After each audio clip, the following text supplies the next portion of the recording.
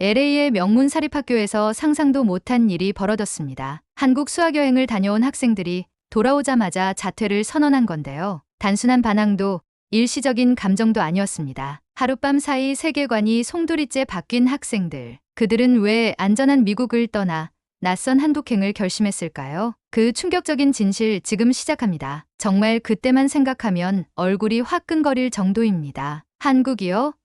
그땐 이름만 들어도 눈을 찌푸렸던 나라였습니다. 안녕하세요. 저는 현재 대한민국의 국제고등학교에 재학 중인 소피아 존슨입니다. 지금은 이곳에서 매일매일 새로운 것을 배우며 살고 있지만 불과 1년 전만 해도 저는 미국 LA의 전형적인 미국 중심주의를 가진 학생이었어요. 저는 교육자 집안에서 자라났습니다. 아버지는 공립고등학교 역사 선생님, 어머니는 초등학교 교사. 식탁 위에서조차 교육 정책과 교육 철학 이야기가 오가는 게 일상이었습니다. 당연히 저 역시 미국식 교육이야말로 세상의 기준이며 그 시스템 안에서 자한 제가 세계적으로도 우수한 학생이라고 믿었죠. 그리고 고등학생이 되자마자 가장 설레었던 건 바로 학교 전통인 해외 수학 여행이었습니다. 선배들이 유럽으로 남미로 심지어 오세아니아까지 다녀온 이야기를 입이 마르도록 자랑했기에 저 역시 기대가 어마어마했죠. 수개월 전부터 저와 친구들은 해외 수학 여행에 기대감을 가지고 있었죠.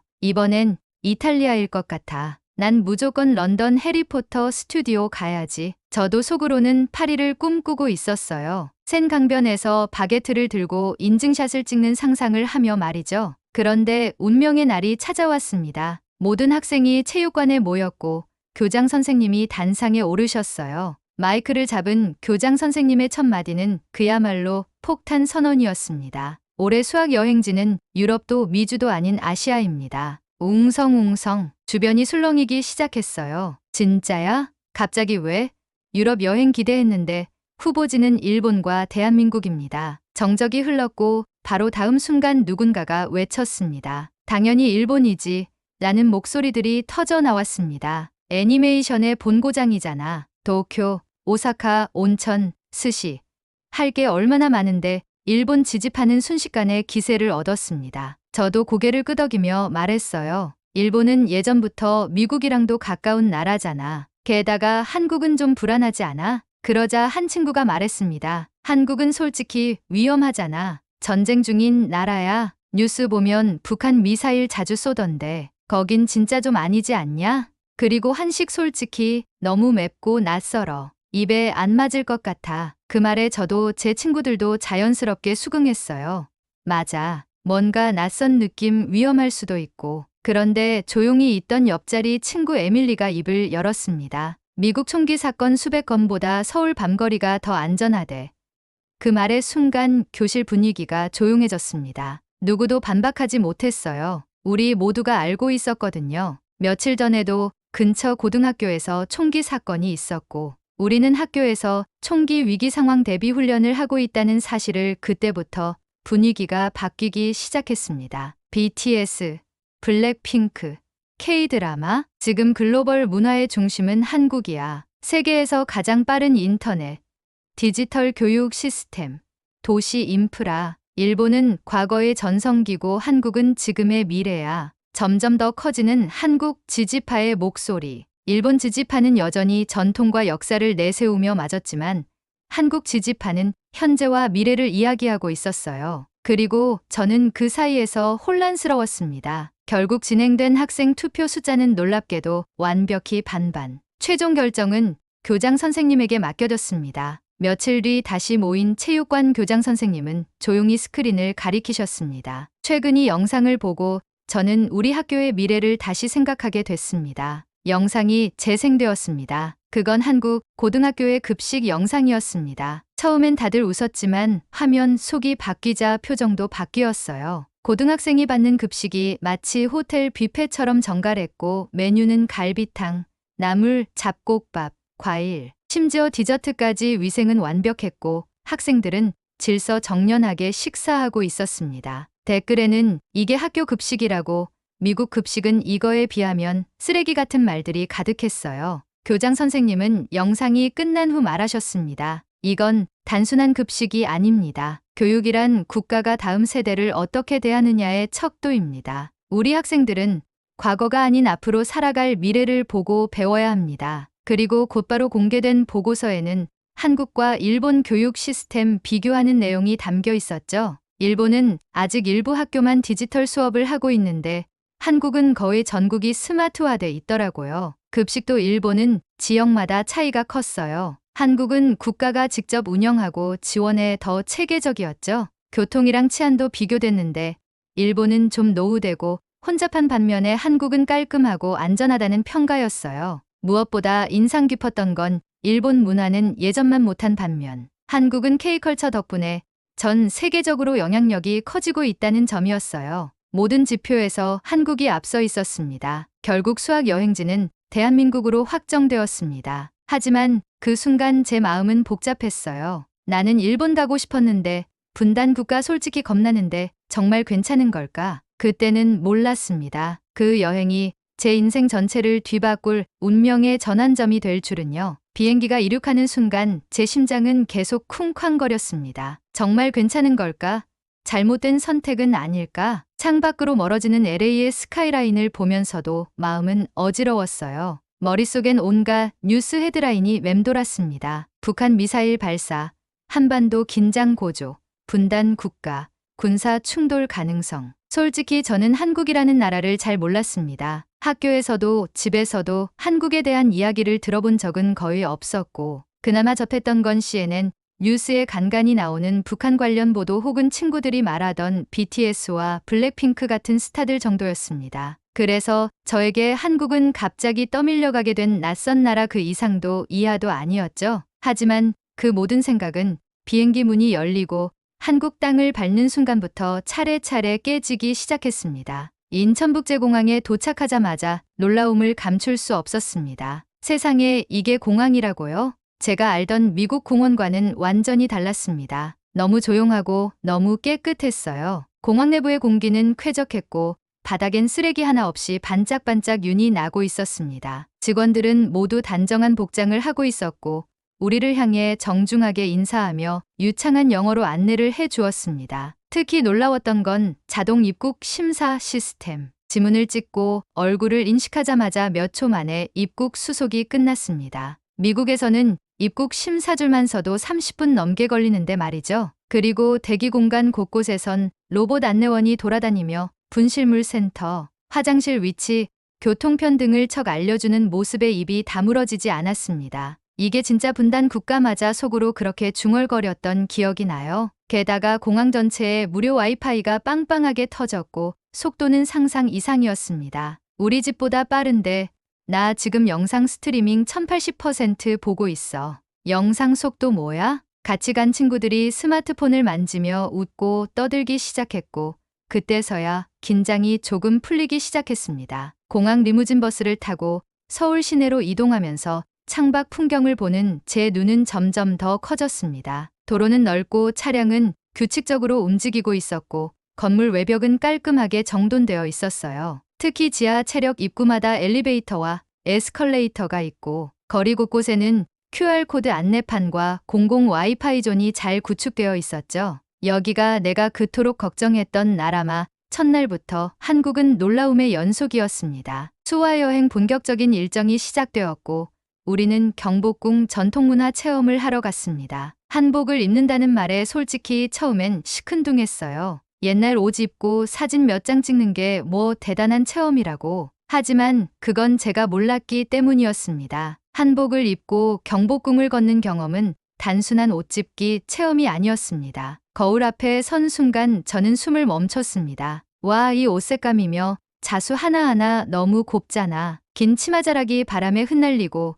색의 고운비 햇빛을 반사하던 그 순간 제 자신이 마치 한국 사극 드라마 속 주인공이 된 듯한 느낌이었어요. 사진을 찍고 걷다 보니 외국인 관광객들도 모두 한복을 입고 있었습니다. 일본인, 독일인, 브라질에서 왔다는 사람들까지 그들은 하나같이 말했습니다. 한국 전통 의상 너무 아름다워요. 이건 단순한 체험이 아니라 문화 예술이에요. 그 말을 들은 순간 제 가슴 어딘가가 찌릿했습니다. 이 나라에 대해 너무 양만 알고 있었구나. 저는 점점 한국에 빠져들고 있었죠. 그날 저녁 우리는 광장 시장과 야시장 투어를 하게 되었어요. 떡볶이, 어묵, 빈대떡, 호떡, 꽈배기. 이게 진짜 길거리 음식이라고요? 모든 음식이 위생적으로 잘 관리되고 있었고 맛은 레스토랑에서 먹은 것보다 더 감동적이었습니다. 특히 기억에 남는 건 어느 포장마차에서 만난 할머니였습니다. 제가 떡볶이를 한 입 먹고 살짝 매워하자 그분이 웃으며 말씀하셨어요. 외국 학생이네. 음식은 입에 맞니? 매우면 이거 먹어봐. 할머니가 주는 서비스야. 그리고 따뜻한 호떡을 하나 건네주셨습니다. 그 순간 저는 처음으로 한국의 정이라는 것을 체감했습니다. 가족도 친구도 아닌 타국의 어르신이 단순히 외국에서 왔다는 이유로 미소와 온기를 나누는 나라, 그게 한국이었습니다. 그리고 진짜 충격은 그날 밤이었습니다. 우리는 숙소 근처를 조별로 자유 산책하는 시간이 있었는데 밤 10시가 넘은 시가거리는 여전히 밝고 사람들로 북적였으며 서울의 밤은 정말 아름다웠습니다. 네온사인과 가로등이 만들어낸 빛에 향연 활기찬 사람들의 움직임, 특히 혼자 걷는 여성들이 많다는 것이었습니다. 세상에 이 밤에 돌아다닌다니.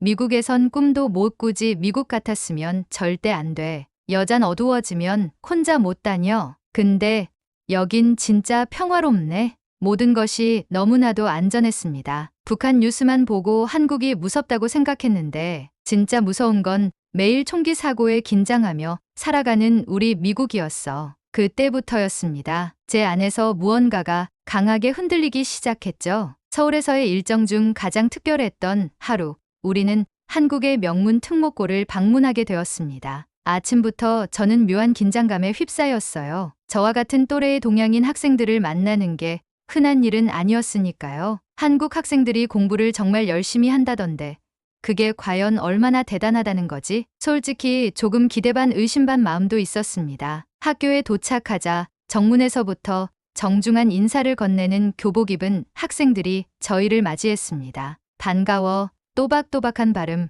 정확한 억양 같은 또래로서 외국어를 유창하게 구사하는 친구들이 놀라웠습니다. 다들 영어를 왜 이렇게 잘해? 제 친구가 속삭이자 저도 모르게 조용히 고개를 끄덕였습니다. 그러게 말 거의 원어민 수준이야. 학교 건물은 깔끔했고 벽면엔 학생들이 만든 프로젝트 포스터가 전시되어 있었으며 복도를 걷다 문득 고개를 돌린 순간 저는 말 그대로 충격을 받았습니다. 복도의 유리장 안에는 국제 수학 올림피아드, 아시아 과학 경시 대회, 국제 AI 챌린지 등 각종 경시 대회에서 받은 트로피와 금메달 상장이 빽빽하게 진열되어 있었던 겁니다. 금색과 은색이 번쩍이는 트로피들, 그 아래에 적힌 학생들의 이름과 성과들. 이걸 고등학생들이 받은 거야. 제 입에서 저도 모르게 감탄이 터졌습니다. 그 순간 옆에 있던 한국 학생이 말했습니다. 저건 작년 선배들이 받은 상들이야. 올해도 준비 중이지. 마치 별일 아닌 말하는 표정. 하지만 저에겐 그것이 완전히 다른 세계처럼 느껴졌습니다. 우리 학교도에 전시된 건 농구 우승 트로피 하나가 전부인데 그 감탄은 곧 수업에서 절정에 다르게 됩니다. 우리가 참관한 교과는 수학, 교실 안은 정갈하게 정리되어 있었고 모두들 집중해서 수업에 몰입하고 있었습니다. 수업은 학생이 직접 칠판에 나와 문제를 풀고 풀이 과정을 설명하는 방식으로 진행되고 있었어요. 여기 함수에서 x와 2의 해를 구해볼까요? 학생이 자연스럽게 보드를 향해 걸어갔고 또박또박 설명을 시작했습니다. 먼저 x를 구하면 마이너스가 됩니다. 이걸 0으로 놓고 해를 찾으면 그 순간 저는 친구에게 속삭였습니다. 지금 배우는 게 뭐야? 미적분일까? 저 칠판에 쓰인 글씨들 지렁이로 밖에 안 보여. 이걸 고등학생이 배운다는 게 말이 안 돼.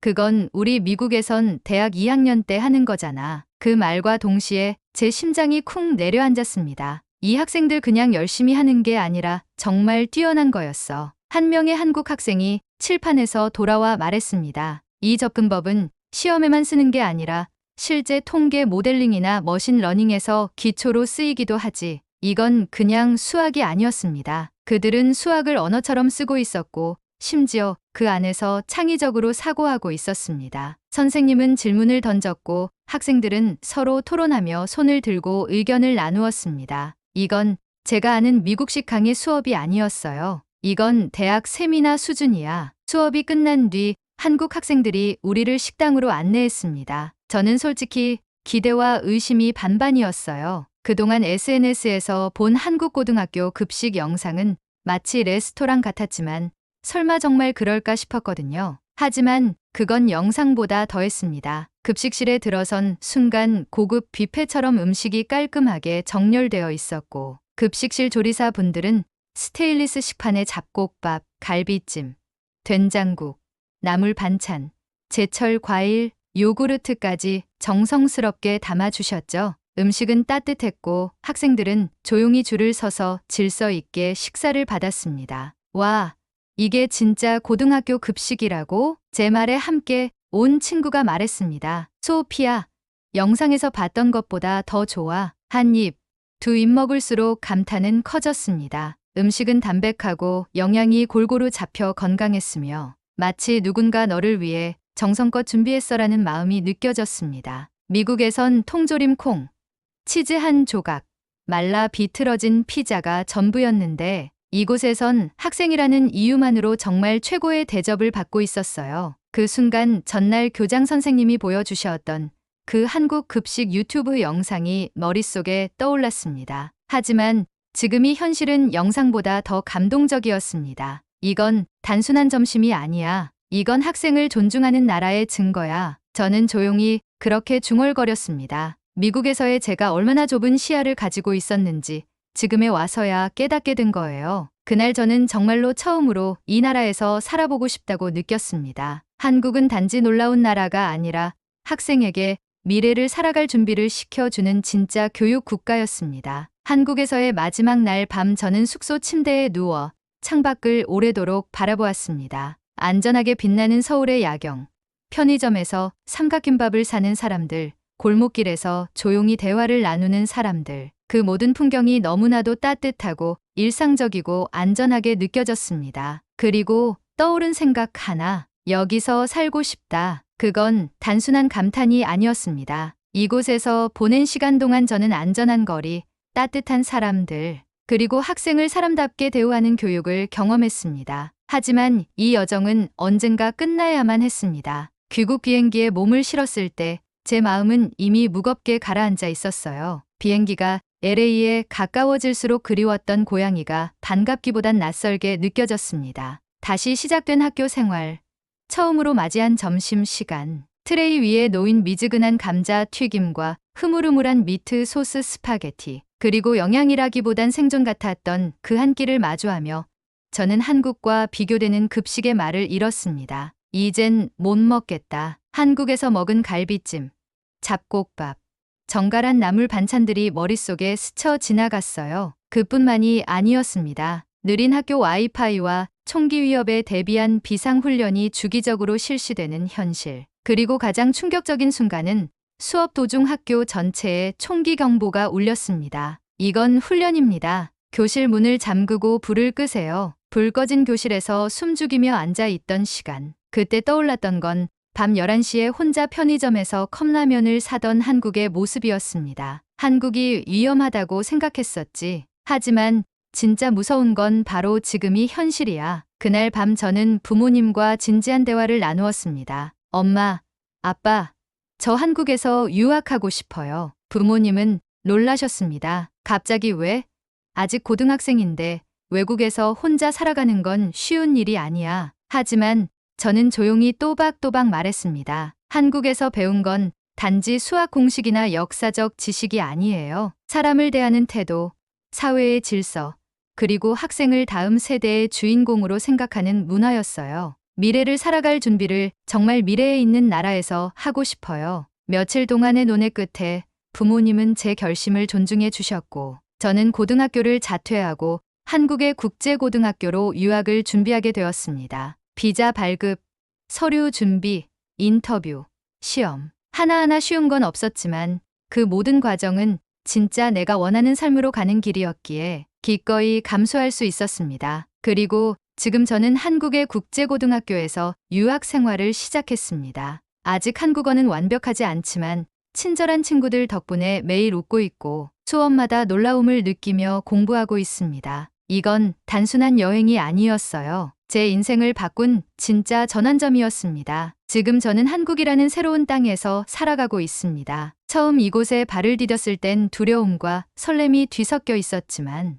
이제는 그 모든 감정이 감사와 사랑으로 바뀌었습니다. 앞으로 이곳에서 어떤 미래가 펼쳐질지는 아직 알 수 없습니다. 하지만 한 가지는 분명해요. 저는 한국과 미국 두 나라를 잇는 다리 같은 사람이 되고 싶습니다. 한국의 문화를 이해하고 그것을 전 세계에 연결하며 그 안에서 더 넓은 세상을 향해 나아가는 사람이요. 오늘의 사연을 쓰며 저 역시 많은 생각을 하게 됐습니다. 한국이라는 나라를 단순히 기술력이나 문화 콘텐츠의 중심지로만 보던 시선을 넘어서 사람을 향한 따뜻함, 교육에 담긴 철학, 그리고 사회 전반에 흐르는 진심을 새롭게 바라보게 되었어요. 한 명의 학생이 낯선 땅에서 느꼈던 감정들, 그 안에서 바뀌어간 세계관, 그리고 결국 내린 선택은 단지 유학이라는 행위 그 이상이었다고 생각합니다. 이 글을 통해 누군가가 다른 나라를, 다른 문화를 좀 더 열린 시선으로 바라보게 된다면 작가로서 그보다 더 큰 보람은 없을 것 같습니다. 그리고 언젠가 이 이야기에 등장한 주인공처럼 우리 모두가 다리가 되어 서로를 이해하고 이어주는 세상을 함께 만들어 갈 수 있기를 진심으로 바라봅니다. 여러분도 이런 특별한 경험을 해보신 적 있으신가요? 있으시다면 댓글로 공유해 주세요. 영상이 재미있었다면 구독과 좋아요 잊지 마시고 눌러주세요. 다음에도 감동적이고 재미있는 이야기로 찾아뵙겠습니다. 감사합니다.